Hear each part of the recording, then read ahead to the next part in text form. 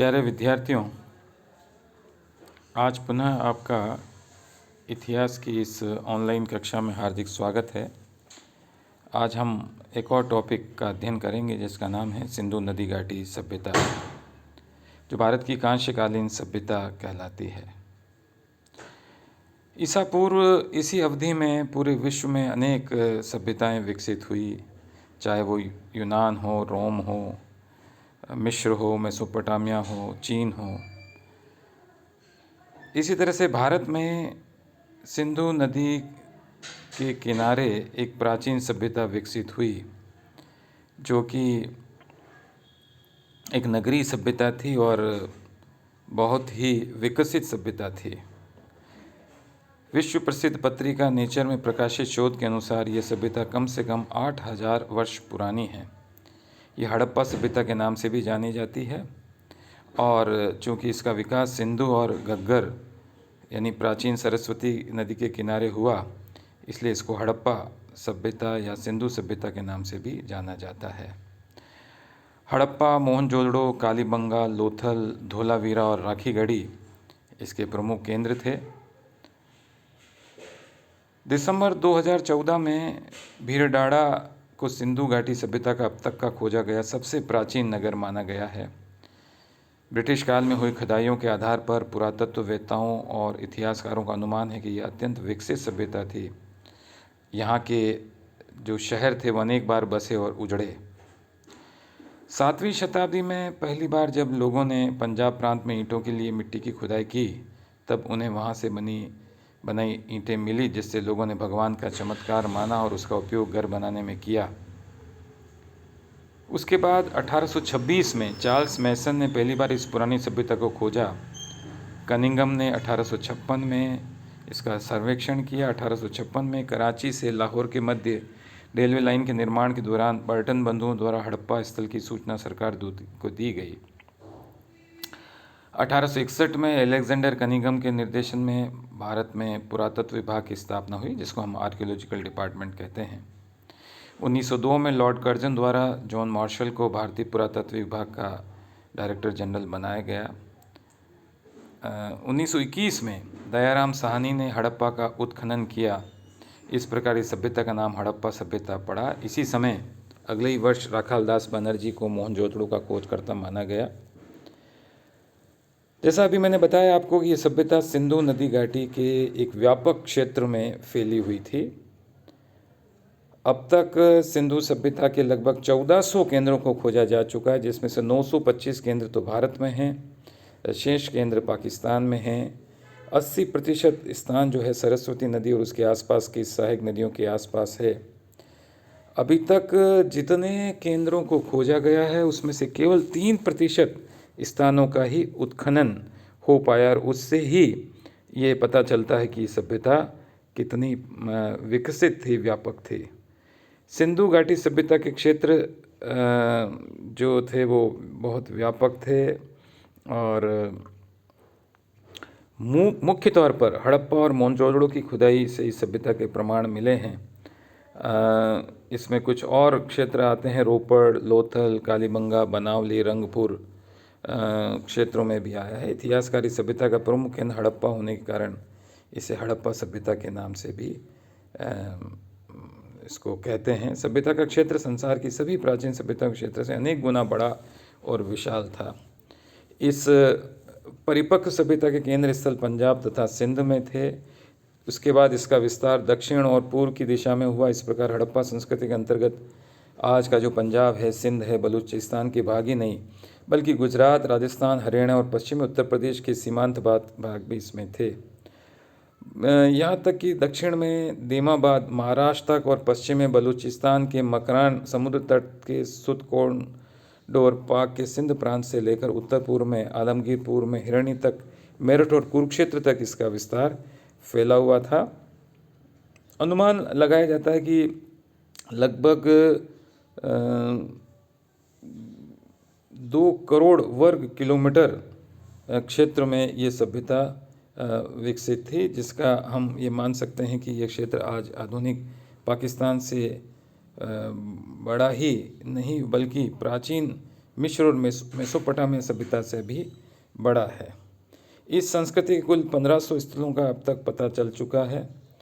सिंधु सभ्यता की जानकारी से पूर्व भूवैज्ञानिक और विद्वानों का मानना था कि मानव सभ्यता का आविर्भाव आर्यों से हुआ, लेकिन इस सभ्यता की खोज के बाद ये नया प्रमाण स्पष्ट हुआ है कि भारत की प्राचीनतम सभ्यता सिंधु घाटी नदी सभ्यता थी। इसके दो केंद्रों की बात मैंने आपके समक्ष करी। हड़प्पा और मोहनजोदड़ो दोनों लगभग एक दूसरे से 490 किलोमीटर दूर थे, और तीसरा नगर मोहनजोदड़ो से लगभग 130 किलोमीटर दूर चहुंदड़ो स्थल पर था, और चौथा गुजरात के खंबात की खाड़ी के ऊपर लोथल नामक स्थान पर था। एक स्थान इसका राजस्थान के उत्तरी भाग में कालीबंगा भी था। हरियाणा में हिसार जिले का बनावली स्थान भी यहाँ का प्रमुख स्थान माना जाता है। इनके नगरों की जो विशेषता है कि एक नगर में दुर्ग था, उत्तर हड़प्पा अवस्था गुजरात के काठियावाड़ प्रायद्वीप में रंगपुर और रोजड़ी स्थलों पर भी पाई गई। अगर हम सिंधु सभ्यता के प्रमुख शहरों की बात करें, जैसा मैंने अभी कहा कि यह एक शहरी सभ्यता थी, नगरी सभ्यता थी, तो बहुत सारे नगर अभी तक उत्खनन में हमें प्राप्त हुए हैं, जिसमें हड़प्पा जो पंजाब पाकिस्तान में है, मोहनजोदड़ो जो सिंध पाकिस्तान में है, लोथल गुजरात में, कालीबंगा राजस्थान में, बनवाली हरियाणा में, आलमगीरपुर उत्तर प्रदेश में, सुत कांगेडोर पाकिस्तान के बलूचिस्तान प्रांत में, कोटदीजी सिंध के पाकिस्तान देश में, चहुंदड़ो पाकिस्तान में, सुर कोटड़ा गुजरात के कच्छ जिले में, हिंदुकुश पर्वतमाला के पार अफ़गानिस्तान में भी इसका एक शहर मिला है जिसका नाम है शारतुगोई, और एक और है मुंदीकाक। तो कुल मिलाकर एक लंबा चौड़ा क्षेत्र नगरों के रूप में इस सभ्यता का विस्तार हमें स्पष्ट करता है। अब जो इसकी प्रमुख विशेषता जिसकी हम बार बार चर्चा कर रहे हैं कि एक नगरी सभ्यता थी, तो यहाँ जितने भी नगर मिले वो काफ़ी विकसित नगर थे। हड़प्पा तथा मोहनजोदड़ो दोनों नगरों में अपने अपने दुर्ग थे जहाँ शासक वर्ग का परिवार रहता था। दुर्ग के बाहर एक उससे निम्न स्तर का शहर था जहाँ ईंटों के मकानों में सामान्य लोग रहते थे। इन नगर भवनों के बारे में विशेष बात थी कि जाल की तरह थे, यानी एक मैपिंग इनका था, यानी सड़कें एक दूसरे को समकोण पर काटती थी। नगर के अनेक आयताकार खंडों में विभक्त हो जाता था। ये बात सभी सिंधु बस्तियों पर लागू होती है, चाहे वो छोटी हो या बड़ी हो। वहाँ के स्मारक इस बात के प्रमाण हैं कि वहाँ के शासक मजदूर जुटाने और कर संग्रह में परम कौशल थे। ईंटों की बड़ी बड़ी इमारतें देखकर सामने लोगों को भी लगेगा कि शासक कितने प्रतिष्ठावान और विकसित थे। मोहनजोदड़ो नगर की हम बात करें तो ये इस सभ्यता का सबसे प्रसिद्ध स्थल है जहाँ पर एक विशाल सार्वजनिक स्नानागार मिला है। यह ईंटों की स्थापत्य का एक सुंदर उदाहरण है। लगभग 12 मीटर लंबा और 7 मीटर चौड़ा था, लगभग 3.25 मीटर गहरा था, और वहाँ जाने के लिए सीढ़ियाँ लगी हुई थी। बगल में कपड़े बदलने के लिए कमरे बने हुए थे। ये जो ग्रेट बाथरूम है इसका फर्श पक्की ईंटों का बना हुआ है। पास में एक बड़ा सा कुआं मिला है जिसका पानी निकालकर इस स्नानागार में डाला जाता था, और इस हौज को खाली करने के लिए एक आउटलेट भी बना हुआ था, यानी इसकी साफ़ सफाई का पूरा ध्यान रखा गया। सबसे बड़ी बात यह है कि इस स्नानागार के मिलने से ये पता लगता है कि धार्मिक विधि विधान में स्नान का काफ़ी महत्व रहा है जो भारत की प्राचीन परंपरा में समाहित है। मोहनजोदड़ो में ही एक और बड़ा जो निर्माण मिला है उसको हम अनाज रखने का कोठार कहते हैं, जो लगभग 45 मीटर लंबा और 15 मीटर चौड़ा है। हड़प्पा के दुर्ग में 6 ऐसे कोठार मिले हैं, और इसके अलावा मोहनजोदड़ो में भी कोठार मिले हैं। 2 कतारों में ईंट के वृत्ताकार चबूतरे बने हुए हैं जहाँ पर दरारों में गेहूँ और जौ के दाने मिले। इससे पता चलता है कि हड़प्पा के लोग इनकी खेती किया करते थे। कालीबंगा में भी जो राजस्थान में है दक्षिण भाग में ईंटों के चबूतरे बने हैं जो कोठार के रूप में काम में आते थे। हड़प्पा संस्कृति के नगरों में ईंट का इस्तेमाल एक विशेष बात है, क्योंकि इस समय मिस्र के भवनों में धूप में सूखी ईंट का ही प्रयोग हुआ था, जबकि यहाँ पर पक्की ईंटें जो कि पकाई जाती थी वो मिली है, जिससे लगता है कि एक विकसित सभ्यता थी। मोहनजोदड़ो की जो ड्रेनेज सिस्टम था, जल निकास व्यवस्था, वो भी बड़ी अद्भुत थी। लगभग हर नगर के हर छोटे बड़े मकान में प्रांगण और स्नानागार होते थे। कालीबंगा के अनेक नगरों में अपने अपने कुएं थे। घरों का पानी बहकर सड़कों तक और वहाँ से ये जो है नगर के बाहर तक जाया करता था। सिंधु नदी घाटी के लोगों का आर्थिक जीवन कृषि प्रधान था, लेकिन उसमें व्यापार और पशुपालन भी था। सिकंदर के एक इतिहासकार ने कहा था कि सिंध इस देश के उपजाऊ क्षेत्रों में गिना जाता है। यहाँ पर प्राकृतिक वनस्पति बहुत थी। यहाँ के वनों में ईंटें पकाने और इमारत बनाने के लिए लकड़ी बड़े पैमाने पर इस्तेमाल की गई थी। सिंधु की उर्वरता का एक कारण सिंधु नदी से प्रतिवर्ष आने वाली बाढ़ थी। बाढ़ अपने साथ उपजाऊ मिट्टी लेकर आती है, तो उस वजह से ये इलाका बड़ा उपजाऊ था। यहाँ पर गेहूँ और जौ की फसल अप्रैल महीने में हुआ करती थी और राजस्थान के इस काल में भी, यानी इस हिस्से में भी हल जोता जाता था। गेहूँ और मक्का के अलावा जौ, राई, मटर, ज्वार आदि का अनाज भी लोग पैदा करते थे। तिल और सरसों भी उगाते थे। कपास भी यहाँ पैदा की गई थी। हड़प्पा एक कृषि प्रधान संस्कृति थी। ये लोग पशुपालन में बैल, गाय, भैंस, बकरी, भेड़ और सूअर को पालते थे। इन लोगों को हाथी तथा गेंडे का भी ज्ञान था। पशुपालन में ये लोग दूध और मांस का उपयोग करते थे। ये लोग गाय, भैंस, भेड़, बकरी, बैल, कुत्ते, बिल्ली, मोर, हाथी, सूअर, बकरी और मुर्गियाँ पाला करते थे। घोड़े और लोहे की जानकारी इनको नहीं थी। ये बड़ी विशेष बात है कि घोड़ा नामक जानवर इनके नॉलेज में नहीं था और लोहा जैसा महत्वपूर्ण खनिज इनके ज्ञान में नहीं था। उद्योग धंधों में नगरों में अनेक व्यवसाय और धंधे प्रचलित थे। मिट्टी के बर्तन का एक उद्योग था। कपड़ा बनाने का दूसरा उद्योग था। जोहरी का काम यहाँ पर होता था। मनके और ताबीज़ बनाने का कार्य बहुत लोकप्रिय था। व्यापार में ये लोग पत्थर, धातु का व्यापार करते थे। इसी तरह से ढेर सारी सील, यानी जो समुद्र में मिलती है, उसका व्यापार करते थे और इनको जो है माप तोल का ज्ञान था और इनके पास यातायात में रथ जैसा एक साधन भी हुआ करता था। इनके व्यापार अफ़गानिस्तान और ईरान के साथ होते थे, जिसकी जानकारी मिली है सीलों और सिक्कों के आधार पर। मेसोपोटामिया के अभिलेखों में मेलुहा के साथ व्यापार के प्रमाण मिले हैं। राजनीतिक जीवन की बात करें तो यहाँ जो था कि एक बड़ी राजनीतिक सत्ता अवश्य रही होगी, क्योंकि इतने बड़े नगरों का शासन और इतनी लंबी चौड़ी सभ्यता का शासन चलाना कोई बहुत आसान नहीं था।